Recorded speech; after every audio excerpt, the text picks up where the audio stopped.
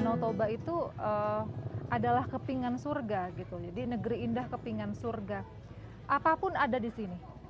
View-nya bagus, potensi sangat besar. Kalau di sini tidak bisa orang kelaparan karena semuanya ada. Hasil danaunya, ikan nggak pernah habis. Lalu juga hasil pertaniannya, apapun ada. Bawang tumbuh subur di sini, jagung, padi, sayur-sayuran semua ada. View-nya sangat menenangkan. Makna Danau Toba ini menurut kita ini termasuk anugerah yang paling dibanggakan lah dari Tuhan Yang Maha Esa, yang mana sekarang ini kebetulan Danau Toba ini termasuk super prioritas masalah wisata.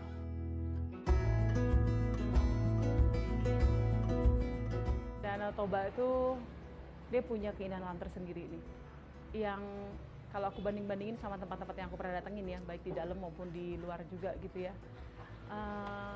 Nggak tahu ya, kayaknya ada nilai mistis kali ya. Maksudnya kita kayaknya kepanggil lagi, datang lagi gitu loh. Jadi kalau buat aku, memang Danau Toba tuh dia punya keunikan tersendiri yang sayangnya belum semua orang tahu.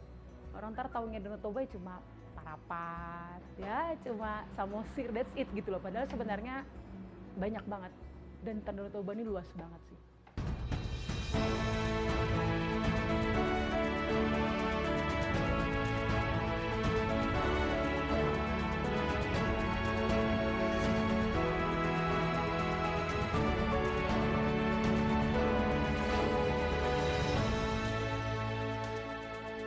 In association with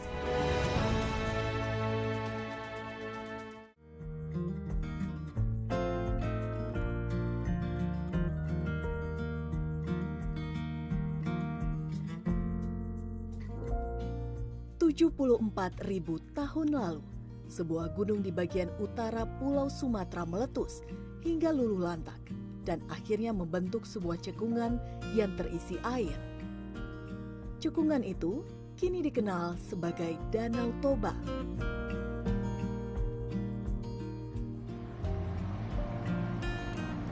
Danau kebanggaan masyarakat Sumatera Utara, khususnya suku Batak.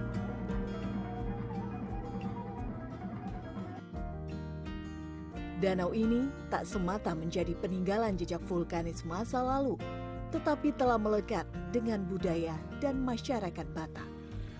Danau ini pun menjadi salah satu magnet pariwisata tanah air karena pesonanya mencuri perhatian semua yang memandang.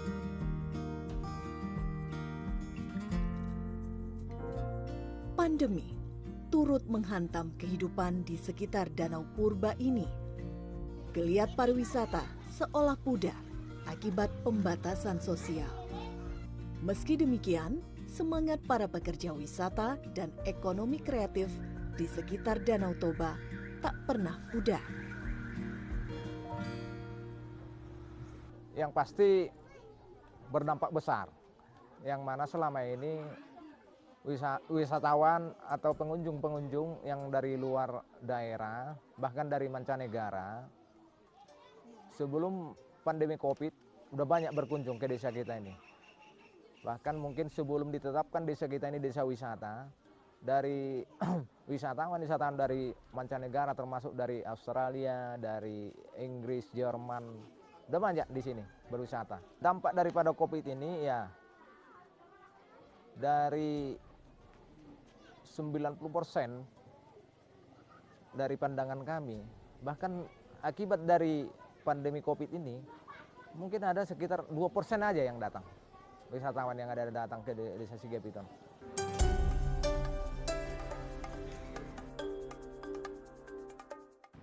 Pertama kali terjadinya diumumkan pandemik itu, aduh sepinya luar biasa banget. Dan karena memang masih baru-baru, semua orang juga kan ketakutan ya. Jadi orang juga nggak ada yang berani datang. Wah itu kalau ibarat kata tuh kita tuh lagi tiarap banget lah. Benar-benar jangankan untuk orang datang yang kayak ke kafe gitu ya, jangankan itu, bahkan untuk teman-teman yang berkreasi aja itu juga mereka menahan diri banget. Jadi berasa banget sih, tahun pertama tuh wah luar biasa sekali sih efeknya ke Helo Toba dan semua yang di sekitar sini.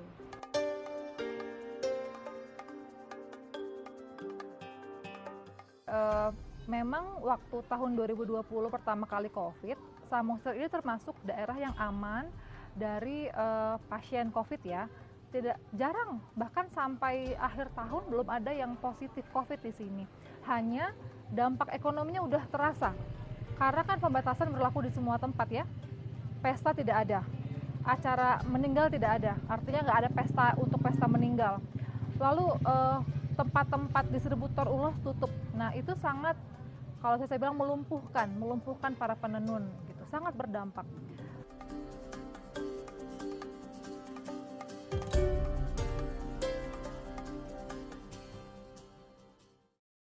Kontrasnya makin hitam dia. Makin tebal seperti itu ya. Makin tebal juga. Bisa coba. Saya coba ya. Sekarang saya Kak. Oke. Ini saya lanjutkan gambar rambutnya ya. Iya.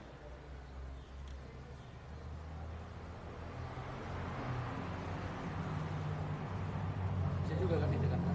Ditekan ya agar lebih jelas garisnya ya. Oh ini? Agak dimiringin kan. Oke.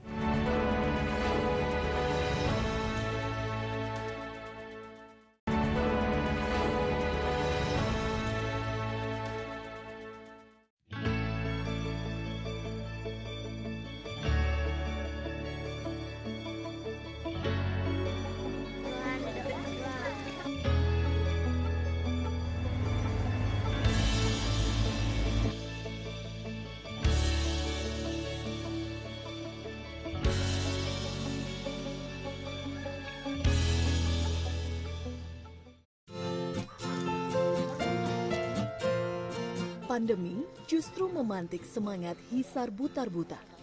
Hisar yang merupakan kepala desa Sigapiton, kawasan Ajibata, Kabupaten Toba ini memanfaatkan waktu untuk mengembangkan desanya menjadi sebuah desa wisata.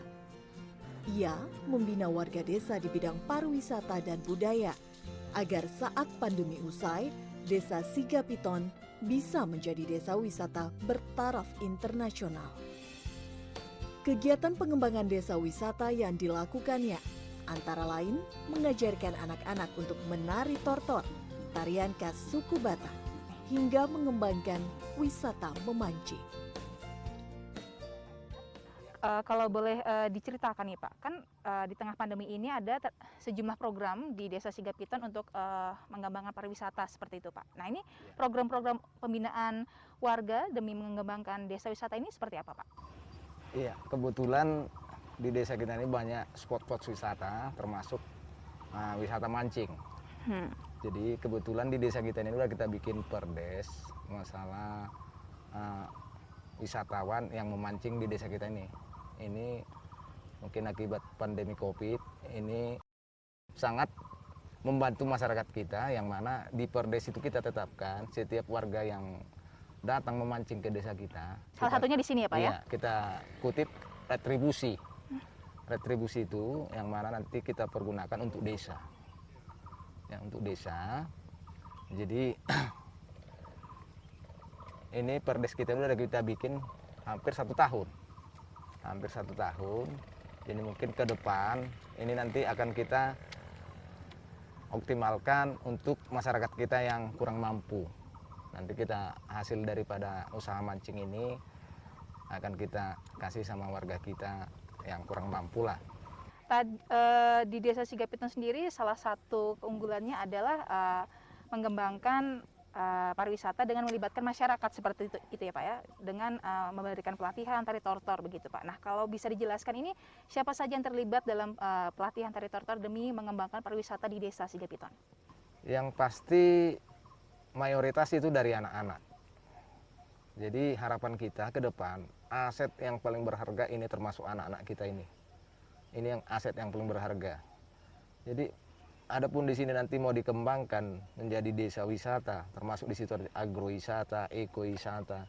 Tapi kalau harapan kami atau pengharapan kami, anak-anak inilah menjadi termasuk harta yang paling berharga di desa ini.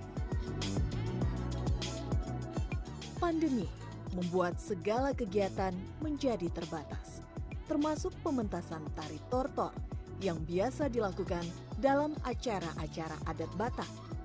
Namun dengan program yang dikembangkan Hisar, para penari tortor memanfaatkan waktu luang untuk mengajarkan tarian tradisional ini kepada generasi muda, khususnya anak-anak. Ya, kalau masalah tortor di tengah kegiatan kita di dalam pandemi ini, memang selama pandemi kita banyak kegiatan yang ditunda, banyak, tapi kita tetap aktif dalam latihan. Sabtu Minggu jadwal latihan kita. Itu menjadi kami selalu aktif itu agar anak-anak mengurangi kalau mengurangi bermain lah, apalah gitu. Jadi kegiatannya lebih aktif di sanggar. Dampaknya luar biasa sih.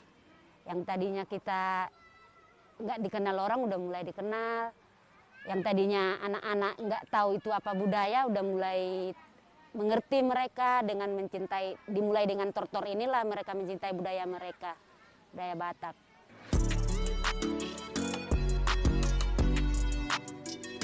Tak cuma wisata dan budaya, Danau Toba juga memiliki potensi ekonomi kreatif yang menjanjikan.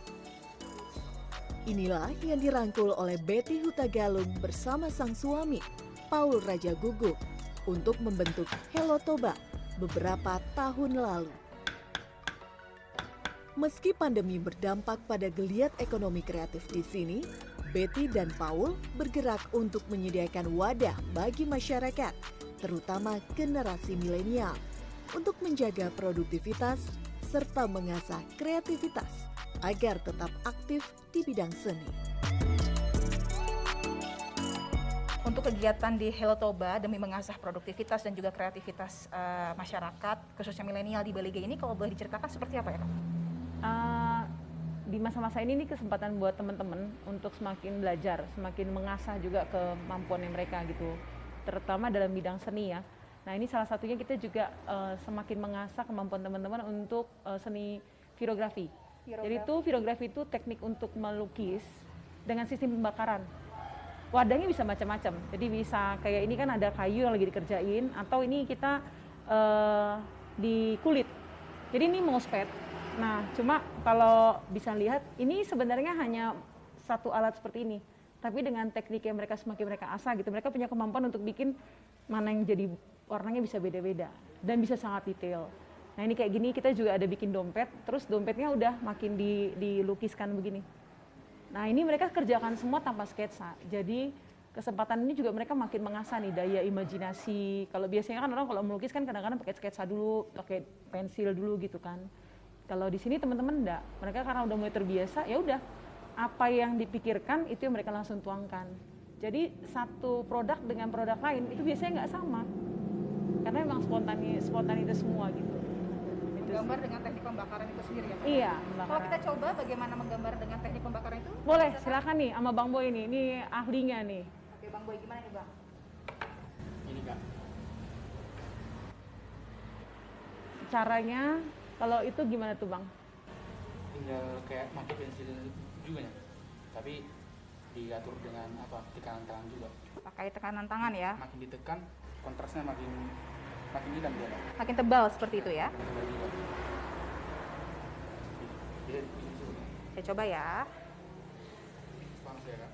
Oke. Ini saya lanjutkan gambar rambutnya ya. Iya.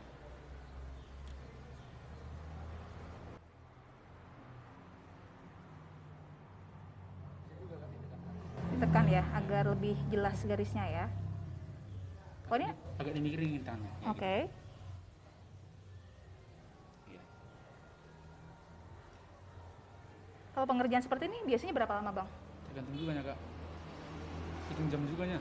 Jam juga ya, Kak ya? Iya, tergantung.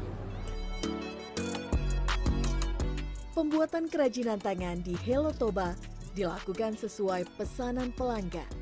Harga barang kerajinan ditentukan berdasarkan ukuran, tingkat kesulitan pembuatan, dan jenis produk.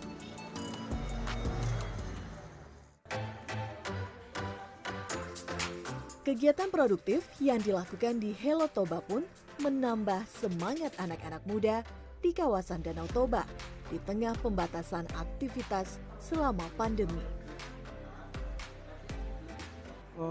Saya semakin kreatif di masa pandemi ini. Saya semakin terpacu lagi untuk mencari nafkah ya, bisa dibilang ya. Kalau untuk masa pandemi ini, yang dimana kita tahu memang kita banyak yang terkekang di pandemi ini untuk mencari ekonomi.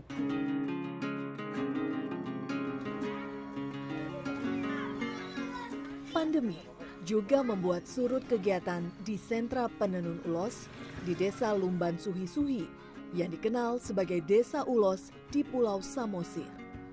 Selama pandemi, kegiatan menenun ulos pun nyaris berhenti. Meski demikian, Stella Hutajulu tak kehabisan akal untuk menjaga produktivitas dan ekonomi para perempuan perajin ulos. Stella melatih para perempuan yang terpaksa berhenti menenun ulos ini untuk membuat berbagai produk makanan berbahan dasar ikan dari Danau Toba. Selain itu, Stella dan sang suami, yakni Kepala Desa Lumban Suhi-Suhi, juga mengembangkan produk makanan dari lahan pertanian warga desa, antara lain produk cabai dan jahe bubuk. Kak Stella, kalau boleh diceritakan nih Kak, program-program yang Kak Stella jalankan selama pandemi ini demi menjaga produktivitas para perajin ulos ini seperti apa Kak? Sebenarnya dari awal pandemi itu banyak, kita pernah bikin pelatihan pembuatan tempe. Jadi gimana caranya ibu-ibu ini bisa bikin tempe sendiri minimal ya, kalaupun tidak dijual, lalu bawang goreng. Nah tapi ternyata pada pelaksanaan untuk berkelanjutan itu banyak kendala, misalnya mesin pengupas kedelainya itu mahal ya kan. Nah akhirnya bawang goreng juga waktu itu bahan bakunya ya kita cukup kurang. Nah akhirnya kita sekarang bikin program baru yaitu pemanfaatan ikan Danau Toba dalam bentuk abon maupun nugget. Juga ada pemanfaatan hasil pertanian seperti pembuatan cabai bubuk kering, cabai kering dalam bentuk bubuk, juga jahe dalam bentuk bubuk. Untuk para perajin ulos, wanita perajin ulos yang dulu menenun ulos seperti itu dan terdampak pandemi ini, yang berpartisipasi langsung dalam program yang Kak Stella jalankan ini ada berapa orang Kak? Kalau dari awal itu program kita mungkin ada sekitar 30 orang. Tapi untuk yang program terbaru ini yang sedang kita runningkan itu ada sekitar 10 orang. Dan nantinya pasti akan terus berkembang seiring dengan perkembangan produk. Seperti itu. Bagi Mirayanti Sijabat, perempuan yang dulu menenun ulos di Desa Lumban Suhi-Suhi, program yang dilaksanakan Ibu Kepala Desa menjadi penolong di saat ekonomi keluarganya terseok-seok. Menjak datang pandemi, harga ulos kurang dan pemasaran pun tidak masuk, bahkan sampai tidak laku di pasaran. Karena perekonomian sudah mulai turun, ada ide dari Ibu Kades untuk membantu perekonomian para penenun. Dia mengajak kami untuk membuat nugget dari ikan merah. Ikan merah ini kurang di pasaran karena kurang memang, terus jenis ikannya pun keras. Kami belajar dengan Ibu Kades, saya sangat senang dengan ide yang diajak Ibu Kades untuk kami belajar membuat abon dan nugget. Kami belajar beberapa bulan, sudah banyak memang orang yang meminta untuk nugget dan abon kami. Dan semenjak kami belajar untuk nugget ini bisa membantu perekonomian kami penenun dan para nelayan yang ada di Samosir ini. Walau pandemi membuat segala sesuatu menjadi tidak nyaman, masa pandemi juga bisa menjadi celah untuk berinovasi dan berkarya lebih baik dari sebelumnya. Dan kami juga berharap produk yang kami buat ini tidak berhenti ketika pandemi udah berlalu. Saat normal jangan sampai ini yang udah kita buat malah hilang. Nah, saya juga pengen apapun yang udah kami buat inovasi ini akan terus berlanjut walaupun keadaan sudah normal seperti itu. Dan kita sangat berharap orang-orang kreatif ini boleh saling tolong-menolong juga gitu untuk bisa sama-sama maju ke depannya.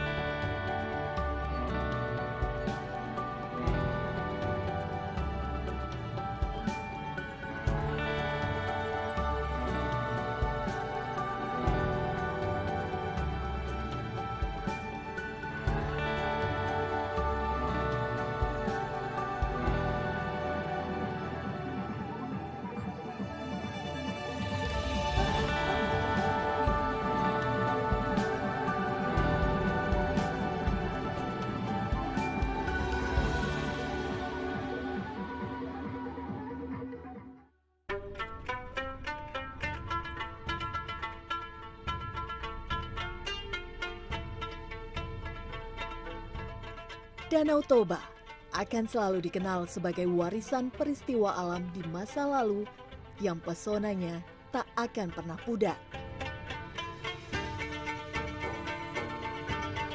Tak hanya bentang alam, keramahan budaya masyarakat senantiasa menyapa setiap orang yang mendatanginya.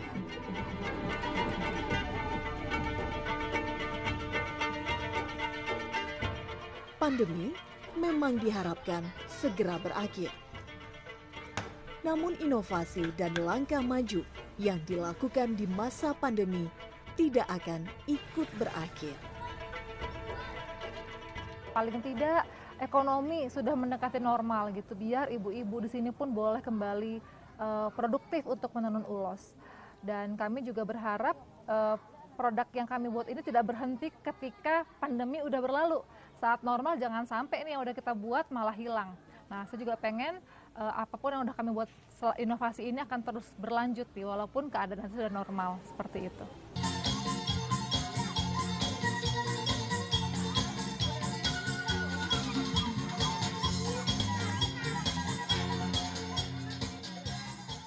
Ya, mudah-mudahan apa yang udah diprogramkan oleh pemerintah ini berjalan dengan lancar.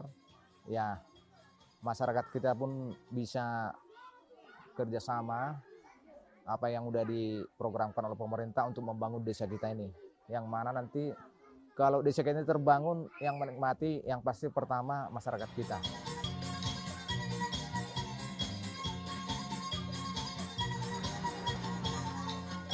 Nah, kita berharap bahwa ketika pandemi ini selesai, muncul nih generasi-generasi baru yang memang lebih berkualitas.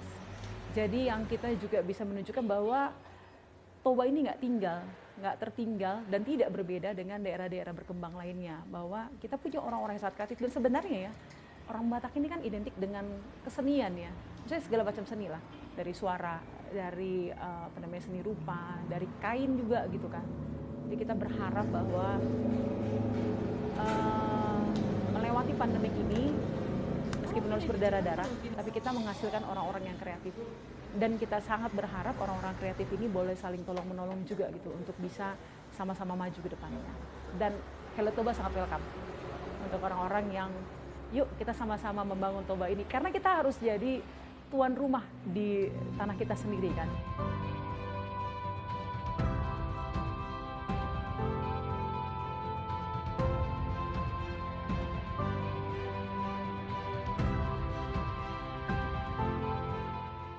Gelombang pandemi yang menghantam pariwisata dan ekonomi kreatif kawasan Danau Toba tak selamanya berdampak buruk. Kondisi ini memunculkan sejumlah sosok inovatif dan kreatif di tengah kondisi yang serba tidak mengenakan, dengan mampu beradaptasi serta berkolaborasi agar menjadi manfaat bagi sesama. Pandemi virus corona menghantam semua sektor termasuk ekosistem usaha pariwisata. Hal ini tentu menyebabkan para pelaku wisata hidup dalam ketidakpastian. Sebagian dari mereka mungkin tidak mampu bertahan, namun tidak sedikit pula yang memutuskan untuk tidak menyerah. Inovasi, adaptasi, dan kecepatan dalam mengambil momentum positif adalah kunci bagi mereka yang tidak ingin menyerah dengan keadaan. Di sini saya mengajak masyarakat untuk turut serta membantu pelaku pariwisata terdampak pandemi melalui hashtag Beli Kreatif Lokal. Dan apabila sudah tiba saatnya nanti untuk mengunjungi lokasi wisata, jangan lupa selalu patuhi protokol kesehatan. Dan ingat, di Indonesia aja.